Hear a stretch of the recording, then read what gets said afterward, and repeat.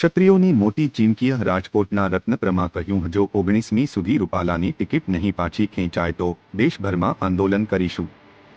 Parshottam Rupala controversy. રાજકોટના Morbi road પર આવેલા રત્નપર ખાતે મેદાનમાં ગઈકાલે સાંજે 4:30 થી 8:30 સુધી 4 કલાક ચાલેલા ક્ષત્રિય અસ્મિતા મહાસંમેલનમાં અભૂતપૂર્વ જનસેલાબ વચ્ચે વક્તાઓએ એક સૂરમાં ભાજપને લલકાર કરીને તારીખ 19 સુધીમાં પરસોત્તમ રૂપાલાની ટિકિટ રદ કરવાનું અલ્ટિમેટમ આપીને એવી ઘોષણા કરી હતી કે જો તારીખ 19ના સાંજે ફોર્મ પાછું ખેંચવાનો સમય પૂરો થયે રૂપાલા ચૂંટણી લડતા હશે તો આ આંદોલન માત્ર તેમના એક વિરુદ્ધ નહીં પણ ભાજપ વિરુદ્ધનું થશે।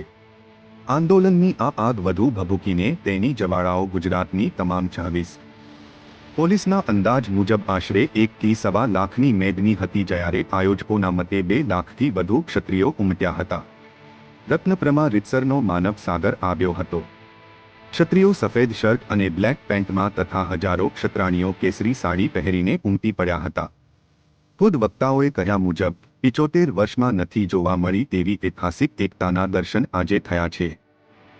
અમારા સાલિયાણા ગયા, રજવાડા આપ્યા, ટિકિટ ના આપી, મંત્રીપદ ગયા છતાં અમે ચૂપ રહ્યા, પરંતુ મર્યાદા નથી તેવા પરસોત્તમ રૂપાલાના કારણે તેણે રોટી બેટીના વ્યવહાર કર્યાની ખોટી ટિપ્પણી કરતા સમગ્ર ક્ષત્રિય સમાજનું આ સ્વયંભૂ આંદોલન શરૂ થયું છે। આ આંદોલનમાં કોઈનો પણ દોરી સંચાર નથી, તે થઈ શકે તેમ નથી, કોઈ રાજકીય પાર્ટી નથી, પરંતુ સમાજનું સ્વયંભૂ આંદોલન છે અને અમારી કોર કમિટી પણ આંદોલનને માત્ર માર્ગદર્શન આપવા માટે છે, કોઈ આંદોલન અટકાવી શકે તેમ નથી।